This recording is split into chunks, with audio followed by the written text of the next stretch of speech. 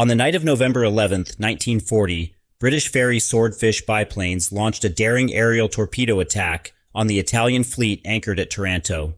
That single, coordinated strike, executed by a smaller, less conventional force, crippled half of Italy's battleships and fundamentally reshaped naval strategy. Today, more than 8 decades later, a similar question hangs heavy over the Black Sea. How did Ukraine, a nation without a conventional navy, manage to systematically dismantle Russia's Black Sea fleet, culminating in a devastating, multi-layered strike on April 25th? Ukraine waited for Russian commanders to gather at the Sevastopol naval base, and then they struck. On the night of April 25th, the SBU's Alpha unit leveled 8 targets across Crimea with a simultaneous devastating drone strike. Among them, 3 warships, a MiG-31 fighter jet, a critical radar station, and the technical facilities at Baltic airfield. But the true heart of this audacious operation lay in 2 critical facilities: the Lucca Training Center and the Air Defense Radio Technical Intelligence Headquarters. All intelligence now indicates Ukraine struck these 2 sites at precisely the moment when personnel density was at its absolute peak. Russia has yet to make any official casualty announcement, but that very silence in itself speaks volumes. The sheer intelligence and planning depth behind this operation is as striking as the strike itself. This was no ordinary drone raid. The strike, executed by the SBU Alpha unit on the night of April 25th into the 26th, 2026, was a surgical operation, the culmination of months of painstaking intelligence work. What reveals this most clearly is the target selection itself. 2 of the 8 targets hit were facilities where the probability of senior Russian command personnel being present was at its absolute highest. This suggests Ukraine meticulously planned to target not merely buildings and equipment, but the very personnel inside. First, the Lucca Training Center. This facility served as the Black Sea Fleet's primary personnel training and command preparation base. It was a strategic nexus where officers received tactical instruction, new weapon systems were introduced, and critical command skills were honed. But Lucca was far more than just a school. It was a central hub regularly utilized by senior commanders for crucial meetings and briefings. With the fleet already having sustained heavy losses, the imperative for personnel renewal and intensive training had become critical, significantly increasing the volume of senior traffic at Lucca. Second, the Air Defense Radio Technical Intelligence Headquarters. This facility performed a distinct function from Lucca, yet its strategic importance was at least as profound. It was a signals intelligence headquarters, continuously monitoring the airspace over Crimea, detecting drone and missile movements in their earliest stages, collecting vital radar data, and providing real-time intelligence to sophisticated air defense systems like the S-400 and Panzer. It was, in essence, the brain of Crimea's entire air defense umbrella, a critical structure operating 24 hours a day, 7 days a week, staffed by between 80 and 200 specialist personnel. The fact that both these pivotal targets were struck on the very same night may be no coincidence at all, as the timing of this strike appears as meticulously calculated as the target selection itself. This dual targeting of both a training center and an intelligence hub represents a significant evolution in strategic targeting.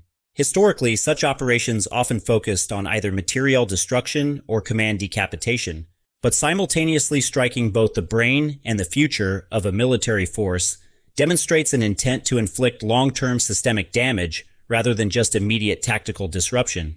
Ukraine had successfully employed this precise tactic before. In the September 2023 attack on the Black Sea Fleet's main headquarters, the strategy of striking during a leadership meeting had been utilized.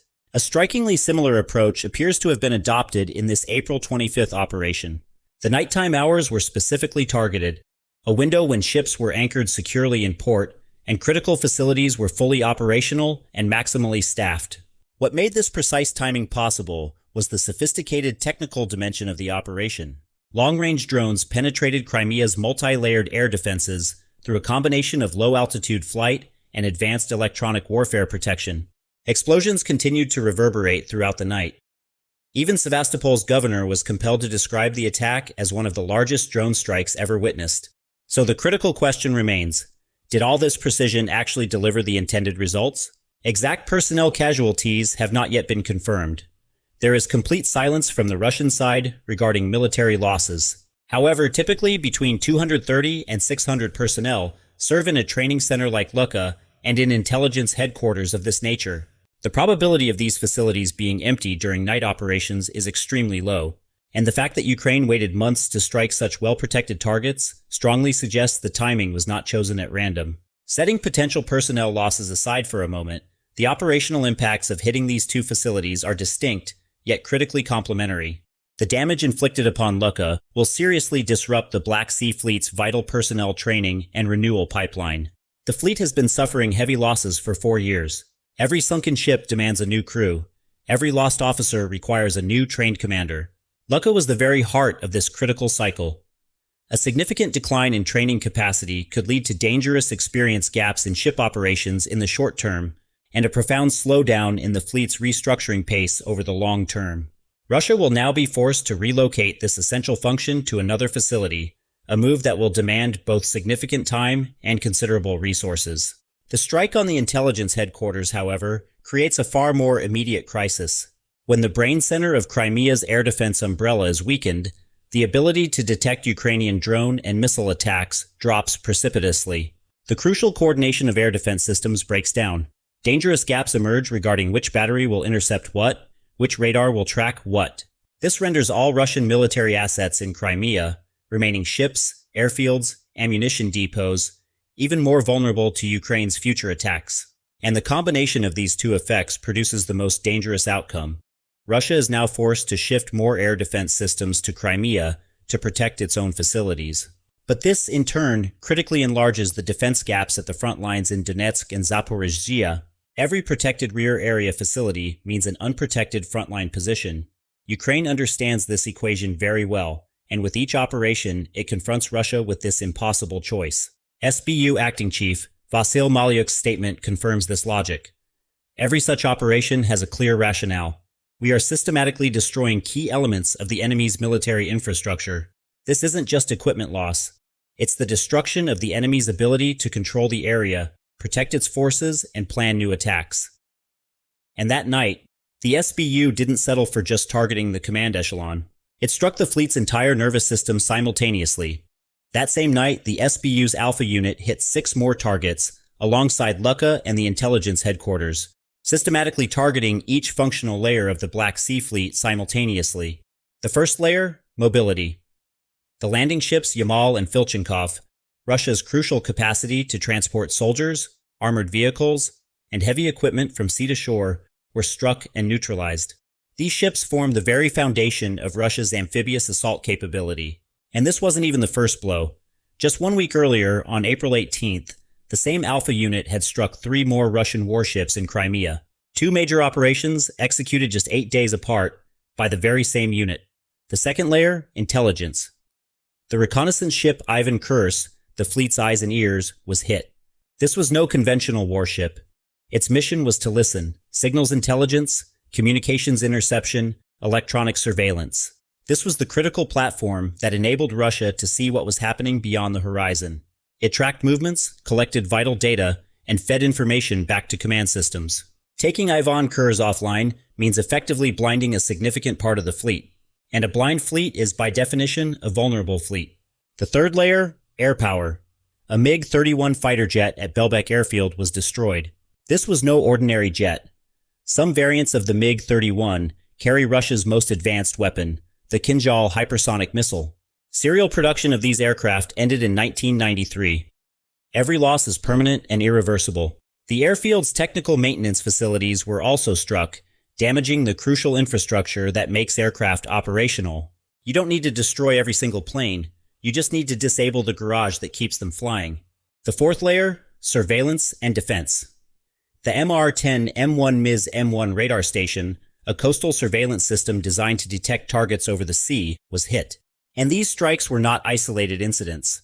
Just days earlier, on April 21st into the 22nd, Ukrainian forces had also struck the Streletsky Command Center in Sevastopol, the naval traffic control center that coordinated Black Sea Fleet ship movements. Within 1 single week, the fleet's brain, its eyes, its ears, and its fist were targeted one by one. Striking a ship is damage. Striking a radar is blindness. Striking a training center is cutting off the future. But when you strike them all at once, it is no longer merely an attack. It is a systematic dismantlement. And the most striking dimension of this entire story is this. The country that accomplished all of this has no conventional navy. Let that sink in for a moment. No warships, no frigates, no submarines. In established military theory, a country achieving naval superiority without possessing a conventional navy is considered impossible. Ukraine has shattered that theory. In 4 years, it has destroyed 30% of the Black Sea Fleet, achieving this through a remarkable 5-stage weapons evolution. At each stage, a fundamental assumption Russia considered safe collapsed. The first blow came in 2022. Ukraine struck the landing ship Saratov at the port of Berdyansk with a Ta-Ku ballistic missile. The 2 ships alongside it were also damaged. This attack destroyed Russia's most fundamental assumption, that ports were safe. Hitting a ship inside a port with a ballistic missile was a tactic almost never attempted before, and Ukraine accomplished this in the very first weeks of the war. A month later, Ukraine sank the Black Sea Fleet flagship Moskva with its domestically developed Neptune anti-ship missiles. The Moskva wasn't just a ship, it was the protective umbrella shielding the entire fleet from air attacks with its S-300F air defense system. When that umbrella collapsed, Russian ships were left exposed against the sky. It was the first sinking of a warship of this class since 1982, and it became a pivotal turning point in naval warfare history. Then, Bayraktar TB-2 unmanned aerial vehicles entered the picture. They hunted Russia's landing ships, assault boats, and support vessels one by one around Snake Island. When the ships carrying air defense systems to the island were destroyed, the crucial logistics artery feeding the garrison was severed. Russia was forced to withdraw. The myth of the untouchable island ended too. And these losses proved something more profound. Ukraine had learned to break not just large ships, but the entire logistics chain feeding a base. But the real revolution came in 2024. Sea drones, specifically the Magura V5 type unmanned surface vessels. These small boats, costing no more than a few $100,000, began sinking warships worth hundreds of millions. The missile boat Ivanovets was destroyed at Donoslav Lake. Drones first disabled the ship, then struck again, causing a catastrophic explosion. 2 weeks later, the landing ship Caesar Kunikov was sunk near Alipka, hit from both sides by sea drones. Sea drones wrote history as ship killers. These vehicles, once dismissed as mere toys, rewrote the fundamental rules of naval warfare and proved a stark reality. You do not need a navy worth hundreds of millions to sink a ship worth hundreds of millions. The emergence of inexpensive, mass-produced sea drones as effective ship killers marks a paradigm shift akin to the introduction of the torpedo boat or submarine in earlier eras. This democratizes naval power, allowing nations with limited traditional naval budgets to pose existential threats to far larger, more expensive fleets, fundamentally altering the cost-benefit analysis of naval asset deployment. And in 2026, Ukraine reached the peak of this evolution. No longer individual targets, but simultaneous, coordinated, multi-layered swarm attacks. Throughout April, the Alpha Unit launched 3 major operations against Crimea. 3 warships on April 18th, the Streletsky Command Center on April 21st into the 22nd, and then 8 targets simultaneously on April 25th into the 26th. Within just 10 days, nearly every functional layer of the Black Sea Fleet was struck. In 4 years, Ukraine systematically destroyed one of Russia's core assumptions at each stage of its weapons evolution. Ports are safe implied they are not. The flagship cannot sink implied it sank. The island can be held implied it cannot. Sea drones are toys implied they sink ships. Novorossiysk is far implied it is not. And in April 2026, the last assumption collapsed too. Command centers and training bases in Crimea are untouchable. They are in fact all within drone range. Ukraine's systematic strikes in Crimea have created a panic far beyond the Black Sea. At the Kronstadt naval base near St. Petersburg in the Baltic, thousands of kilometers from the front lines, urgent modifications were detected being made to Russian submarines. Open-source intelligence imagery shows metal cage armor being placed on the hulls of submarines Mozhaisk and Dimitrov. Barriers have been erected to protect periscopes and antennas, and 12.7mm heavy machine guns and searchlights have been mounted. Floating barriers were also deployed along the harbor to deter unmanned surface vehicles. The meaning of these images is enormous. Russia's submarines in the Baltic are now afraid of Ukrainian drones, thousands of kilometers away. The disaster in the Black Sea has forced Russia to completely overhaul force protection measures across its entire naval fleet. The impact of Ukraine's unmanned naval attacks is no longer limited to a single sea. It has shaken Russia's naval power perception to its very roots. The installation of improvised cage armor and defensive measures on submarines in the Baltic, thousands of kilometers from the conflict, is a stark admission of vulnerability. This goes against the historical precedent of submarines being inherently stealthy and self-defending assets, revealing a profound and widespread fear of asymmetric drone threats that extends even to Russia's most covert naval platforms. And the panic didn't remain confined to the military, it has spilled directly into the political dimension as well. The Russian government is now planning to appoint a single security operator to protect the Crimea bridge over the Kerch Strait, the electrical grid bridge, and the main gas pipeline, through a draft law prepared by the Ministry of Transport. This draft law is slated for submission to the State Duma by September 2026. President Putin's fear of a Ukrainian strike on the Crimea bridge can no longer be hidden, and even Russia's own propagandists are acutely aware of the deteriorating situation. A Russian military blogger, present in Crimea during the April 25th night strike, openly challenged Putin, writing that air defense systems are entirely protecting Putin's palace in Valdai, implying there are no systems left to protect Crimea itself. Prominent Russian imperialist journalist Maxim Kalashnikov could not hide his disappointment, stating, "Drones struck not just Sevastopol, but even sulfuric acid production in Cherepovets. And yet the fifth year of Ukraine's demilitarization continues." These statements reveal how sharply the warnings from the Kremlin's own base have escalated. Military bloggers are no longer repeating the "everything is under control" narrative. They are openly warning, "We will lose this war at this rate." And the Kremlin can neither suppress nor adequately answer these voices, because the undeniable images coming from Crimea demolish the lies. This is the point where the critical question of whether Ukraine can take Crimea back resurfaces. Retired U.S. Lieutenant General Ben Hodges summarizes this strategy with clarity. Ukraine, he argues, does not need a frontal assault on Crimea right now.